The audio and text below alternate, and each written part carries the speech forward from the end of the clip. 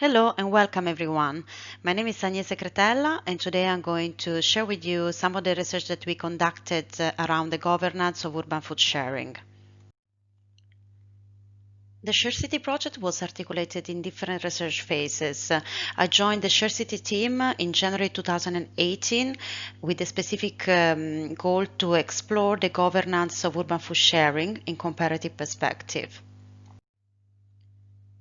The very first output of the governance phase of the Shared City project was the publication of a peer-reviewed academic article on the journal Politics and Governance, an article published with Professor Davis and Vivian Frank, in which we examine food sharing initiatives as a potential means to enhance urban food democracy and also explore the role of policy in shaping those practices, in particular in three European capital cities, Berlin, London and Dublin.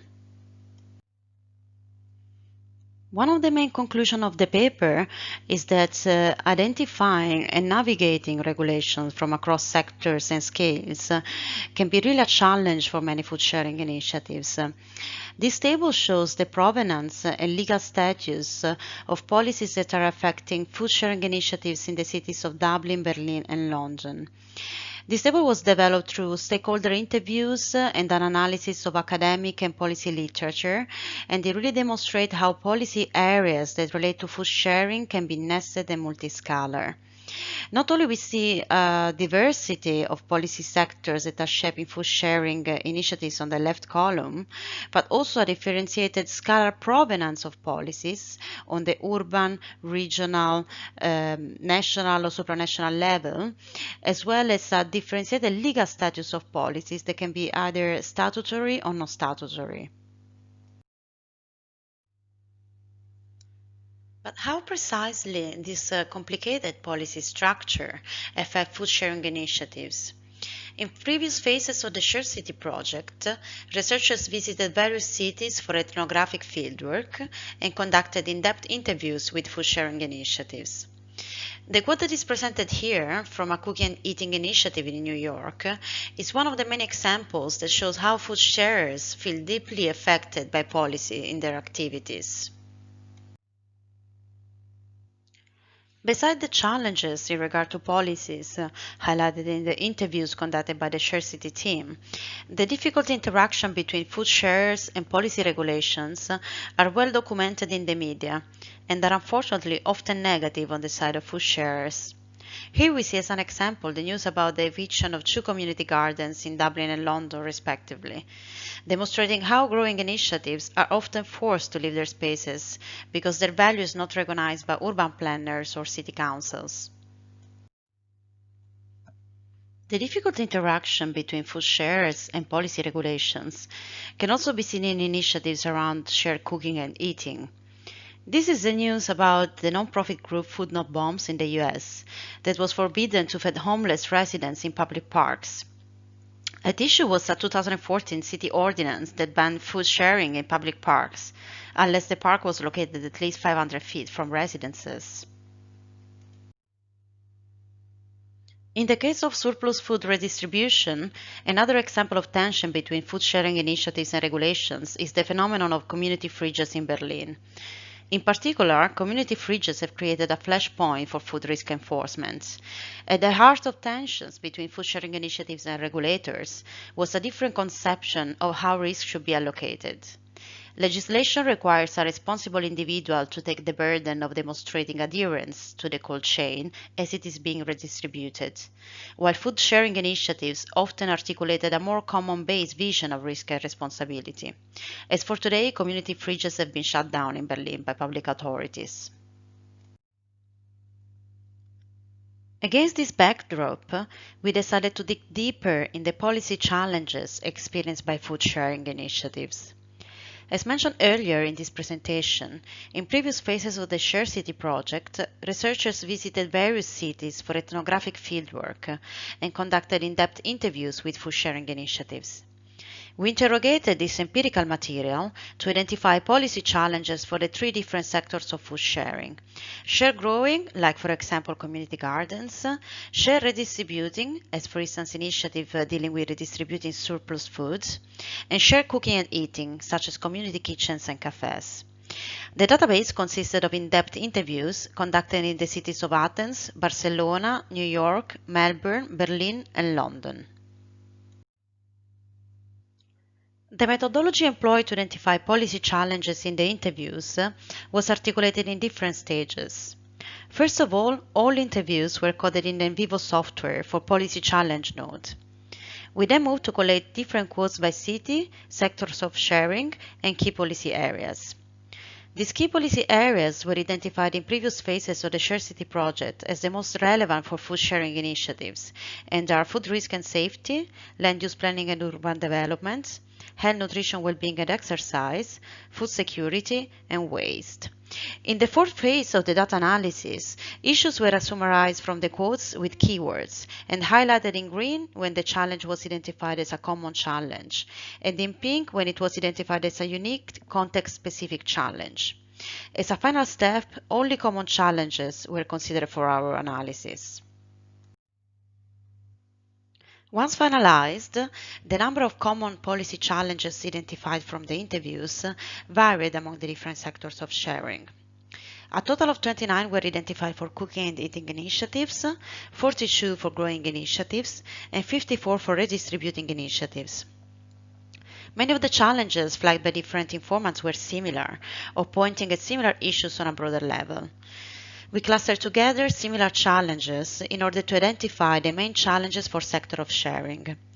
These final challenges were then rephrased in order to maximize the inclusion of all the wide variety of issues mapped through the process, and special attention was given to make the writing of the challenges understandable and accessible to different kinds of audiences. The result of the collating process consisted in a final list of challenges per each sector of sharing, presented in this slide. After finalizing the list of identified policy challenges outlined in the previous slides, a multi-stakeholder international workshop focused on the governance of sustainable food sharing was organized in September 2019 in the city of Dublin by the Share City research team. The primary goal of the workshop was to identify gaps in the Share City policy analysis, to establish policy priorities, and to formulate possible ways forward based on the participants' experience. We invite participants to reflect on our findings, to identify additional challenges, identify existing responses to policy challenges, and to brainstorm together around innovative responses to these challenges. Participants were selected by the Share City research team according to their expertise, experience, or influence around the different food sharing sectors identified through Share City research: growing, cooking and eating, and redistributing. Practitioners were especially selected among the food sharing initiatives object of ethnographic fieldwork in the previous phases of the Share City project, with representatives traveling from New York, Athens, London, and Berlin, among other cities. Participants worked in groups according to their food sharing expertise for a series of workshop exercises over the course of 2 days. In the next few slides, I'm going to give you some insights on the workshop activities and findings. Day 1 introduced the participants to the challenges identified by the Share City team across the 3 different sectors of food sharing: growing, cooking and eating, and redistributing foods. The workshop discussion was focused on 3 key questions. What are the biggest policy challenges? What policy challenges are missing from the Share City list? And which of these challenges have no responses? In response to these questions, the growing group examined especially 3 key themes, by recognizing in particular the central role of land use planning. The first theme being examined was the insecure access to land due to the lack of long-term planning for shared growing spaces by planners and policymakers. The second theme discussed was the lack of a common language to communicate the positive impacts of urban growing and shared growing between the different stakeholders involved. The third focused on how commercial and financial interests hold significant power and are given priority when it comes to forming policy and shaping planning decisions. Observations and themes which emerge in relation to a number of key challenges surrounding the shared cooking and eating of food included the complex policy landscape around food, and particularly the lack of a common vocabulary around food issues, means that they are difficult to navigate for new entrants, such as food sharers.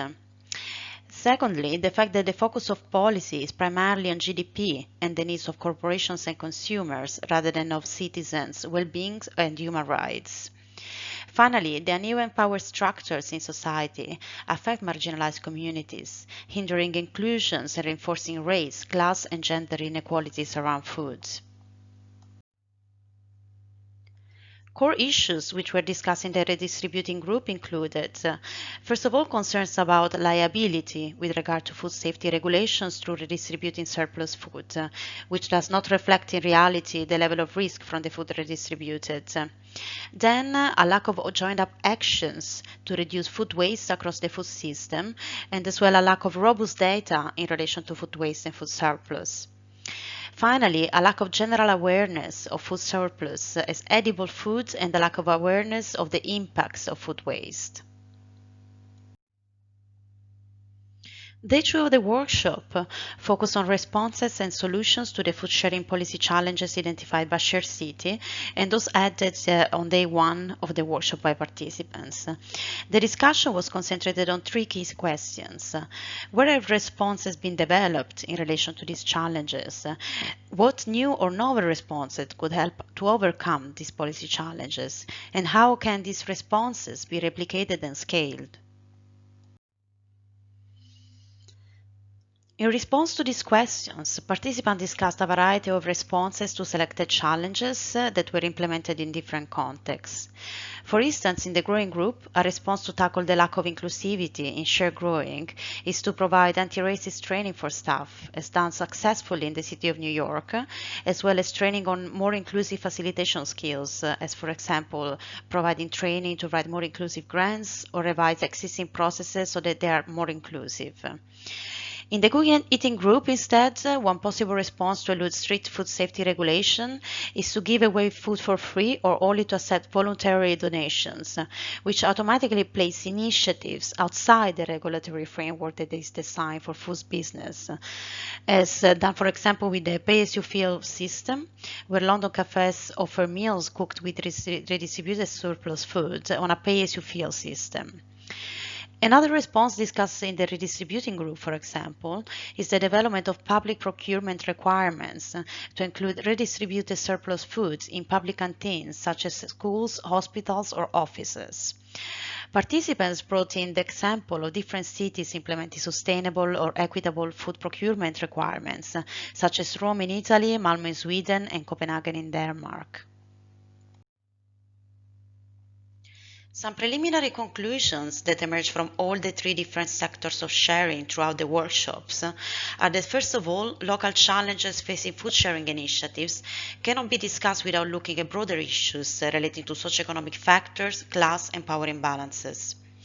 In general, it was felt that commercial interests have a large influence on policy, which favors GDP over citizen well-being and as a guideline and measurement of success. One-size-fits-all policies designed for commercial food activities are not appropriate to regulate the majority of food sharing activities. Also, the social and environmental benefits of food sharing are very difficult to evaluate, quantify, and communicate, and are thus not assigned appropriate value in policy considerations. That means that better quality data, greater visibility, and a common language around food sharing and related concepts are needed. Food is a human right, but there is a lack of joined-up thinking and long-term planning when it comes to making policies that impact on food sharing activities. To conclude, participation is crucial. Communities really need a seat at the table when policies are being discussed and opportunities to input based on what is important to them. If you want to find out more about the workshop, a working paper reflecting on the workshop's outputs is going to be published soon on the Share City website. Stay tuned.